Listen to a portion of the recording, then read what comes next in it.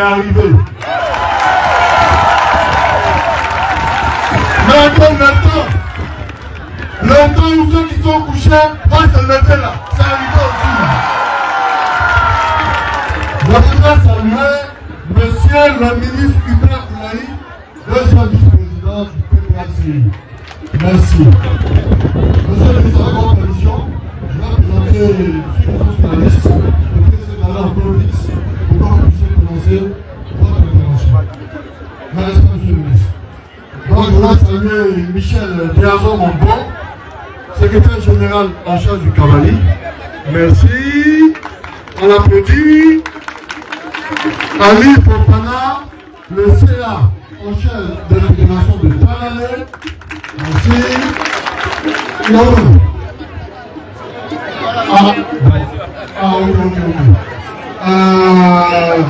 Trois Bangay. Ok. Le parrain, il est où le parrain?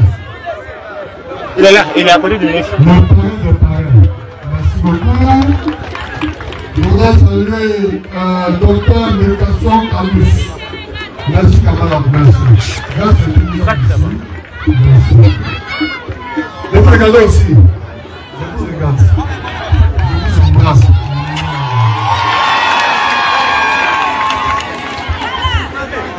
Je voudrais saluer Dr Patrice, secrétaire général de...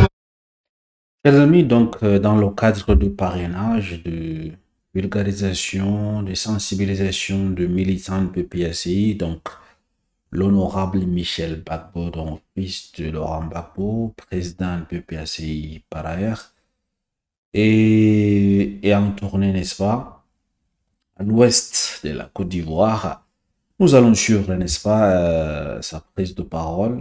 C'était, n'est-ce pas, face à une foule là, nombreuses venues donc l'accueillir. Suivons attentivement ce qu'il a à dire et on en revient juste après. Je suis là ici.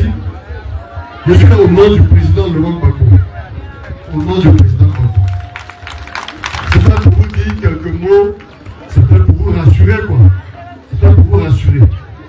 Pour vous dire que le président, il est comme cette jeune belle femme. Il va bien. Il va bien, et il va très bien, et il va venir ici le moment venu. Là, il vous salue. Alors, au-delà de ça, vous devez comprendre que il est déjà venu ici, est-ce que vous le savez? Pour les plus jeunes. Il était venu en 92. Il était venu en 97. 92-97. Les anciens se souviennent. Wow. Et quand il est arrivé aux affaires, c'est-à-dire quand il est devenu président de la République, il n'a pas oublié ceux avec lesquels il marchait. Il avait nommé par exemple Tchéti Roche d'Assomption, Guy Freedom, il avait nommé ambassadeur en Iran. Merci. Donc je vais citer quelques noms. Je vais citer Douati, le ministre à son âme. Le ministre Douati, ministre de l'Agriculture. Est-ce que vous vous souvenez du ministre Oulaï Siéné? Est-ce que vous vous souvenez de mon ami, le ministre à son âme, Gay Franck? C'est-à-dire c'est tout le tompouille même qui était concerné. Est-ce que vous vous souvenez du ministre Rodel? Le ministre Rodel, ministre des anciens combattants des blessés de guerre, qui est actuellement en prison. Est-ce que vous vous souvenez du deuxième Mowgli? Mowgli, son homme. Est-ce que vous vous souvenez de mon ami Siaba Hervé, de mort, etc., etc. C'est-à-dire, moi, j'aime parler avec les faits.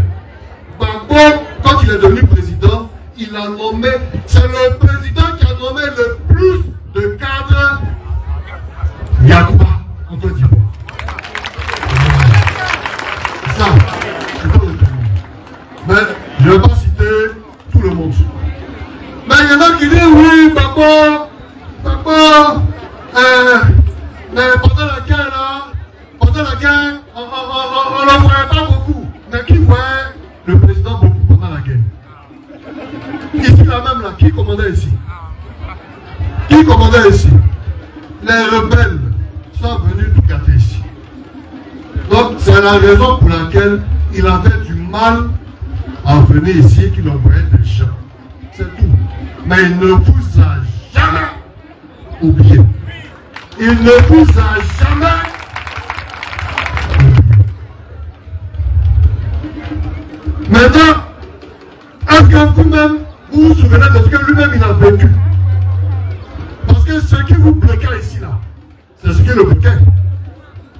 Moi, je me souviens, quand nous étions à la résidence, et puis maintenant, des gens là venaient. On a qu'à faire quoi, non?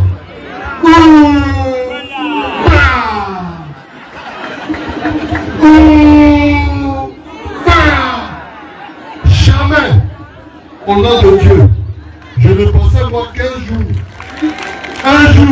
je vais me retrouver à Anthony Yakuba, en territoire Yakuba, en train de parler à la population Yakuba.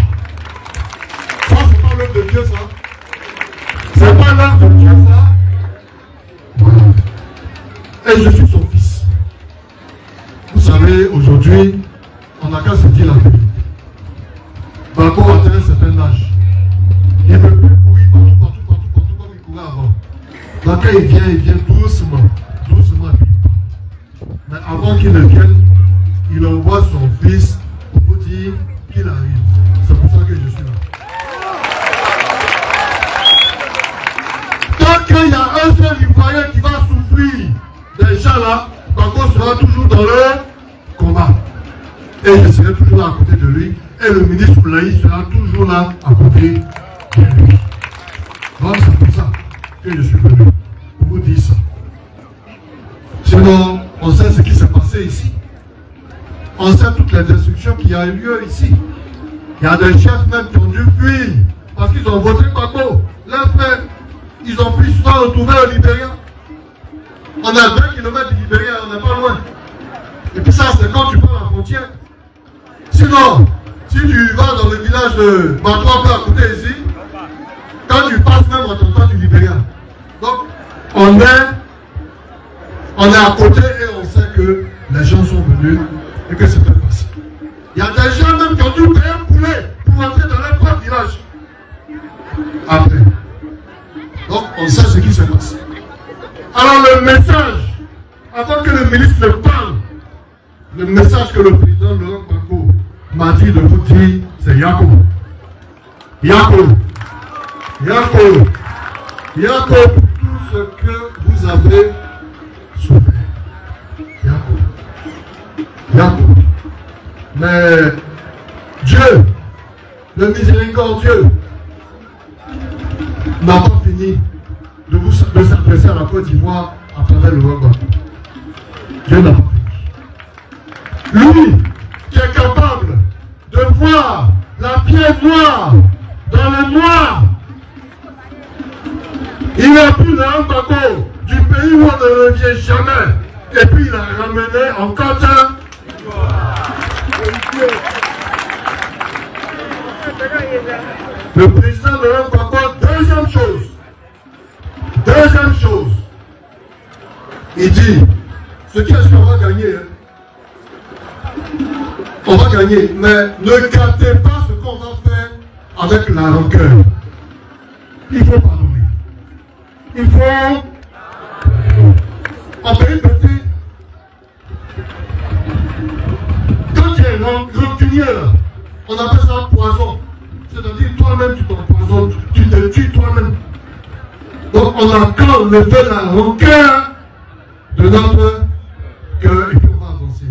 La lumière de Dieu qui est blanche et éclatante va s'étaler sur notre pays. Nous allons récupérer le pays.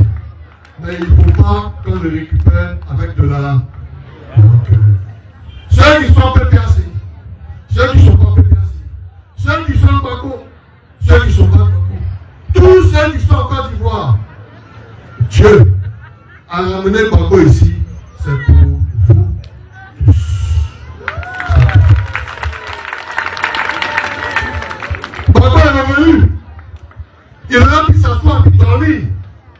mais pourquoi? Pourquoi? Moi, je faisais le VA à au moins à 1000 francs. Aujourd'hui, le VA à 300. Pourquoi moi, je vais dormir? Et population. Et population.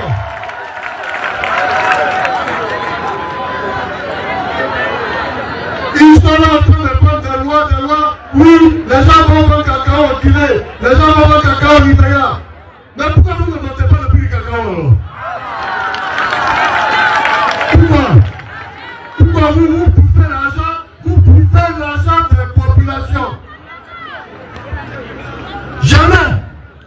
Jamais, par contre, tu vas l'y voir souffrir, il va rester la bouche fermée, il va être au combat.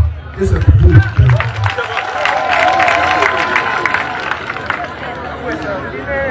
On a des enseignants ici, ils sont là, ils réclament leur prix. Quand on les va en prison. C'est normal ça? C'est normal ça? Mais si tu fais souffrir les enseignants, tu vas faire souffrir les élèves. Aujourd'hui quand les élèves sont allés trop loin à l'école, c'est CM2. C'est CM2, 6e, ils sont trop loin. Abidjan travaille des jeunes maintenant, c'est l'auto-gagné.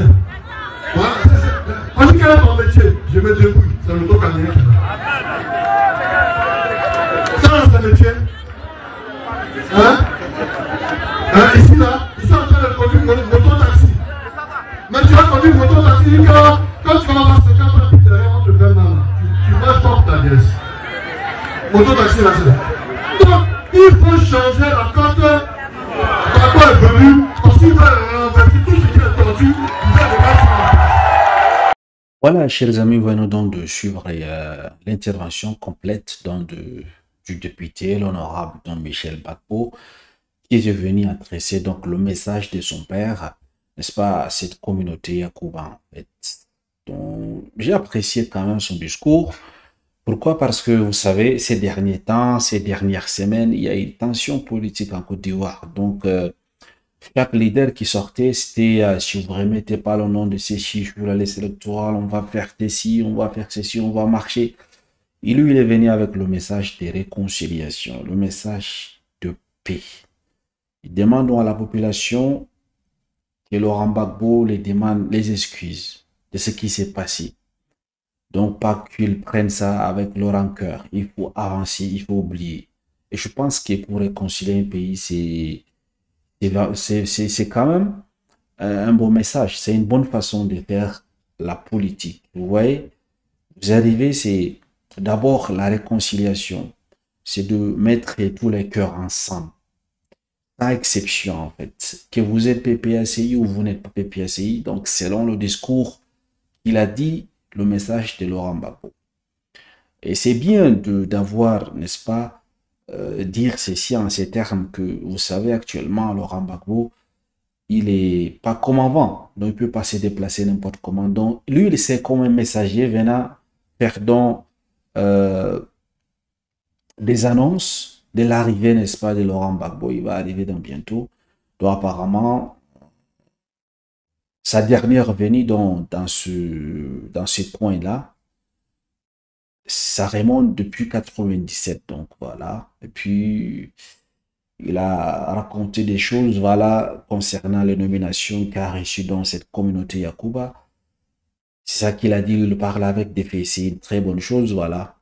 En fait, dans l'ensemble, son message, c'est très bien. Même comme vers la fin, son discours, vous savez que tout homme politique doit quand même essayer de faire tout pour un peu discréditer le pouvoir en place.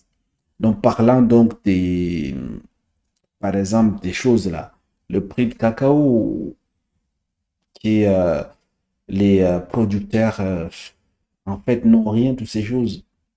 Je suis pas trop d'accord avec lui ici, parce que nous savons tous que les choses ont évolué, en fait. C'est pas trop bien, mais ça a quand même évolué, il faut savoir le reconnaître. Parce que c'est que les producteurs de cacao, les cultivateurs recevaient, par exemple, au temps des Gbagbo, c'est pas comparable à ce qu'ils reçoivent actuellement. Je dis pas que c'est bien, mais c'est mieux en fait. Parlant donc de l'éducation, voilà, il a également critiqué l'éducation au niveau des élèves. Est-ce que, alors, si il y a les infrastructures, il y a l'école. Si les gens décident de ne pas fréquenter, est-ce que c'est la faute du pouvoir? Est-ce que c'est la faute du président de la République? Est-ce que c'est la faute du ministère, n'est-ce pas, de l'Éducation nationale? Non. S'il n'y avait pas les écoles, s'il n'y avait pas la stabilité, s'il n'y avait pas la sécurité pour permettre aux étudiants, aux élèves d'aller fréquenter, à ce moment, on allait donc accuser le gouvernement. Mais il y a toutes ces choses-là. Et puis, si l'enfant décide de ne pas fréquenter, ce n'est pas au ministre ou bien au président d'aller chercher les enfants à la maison pour aller les envoyer à l'école. Vous voyez un peu? Et dire que maintenant, le niveau des enfants, c'est seulement CM2, 6e, là aussi, c'est faux, en fait. Je ne suis pas d'accord. Beaucoup des gens étudient actuellement. Il y a beaucoup de personnes qui font des longues études. Mais si, en d'autres termes, il dit, il y avait beaucoup de diplômes, mais sans travail. Il y a le chômage. Là, je comprends. Là, je serais d'accord avec lui. Donc, il y a beaucoup des étudiants qui ont des diplômes, qui sont qualifiés, mais il n'y a pas de travail. Il y a manque de travail. Là, j'aurais été d'accord avec lui. Mais dire que le système éducatif est comment? Non, là, il ne faut pas manipuler quand même les gens. Nous savons que nous sommes en politique. Et puis, tous les messages pour discréditer l'action du gouvernement et bien pour, n'est-ce pas, gagner les cœurs des citoyens. Mais il y a des moments, il faut quand même reconnaître, quand c'est bien, il faut reconnaître c'est bien. Et quand c'est pas bien, il faut éviter donc de faire l'hypocrisie, n'est-ce pas, dans ses discours. Chers amis, dites-moi comment avez-vous trouvé son discours et le message de Laurent Gbagbo qu'il a adressé à la population Yacouba. Et voilà. Merci de m'avoir suivi. Excellente soirée à vous. À très bientôt.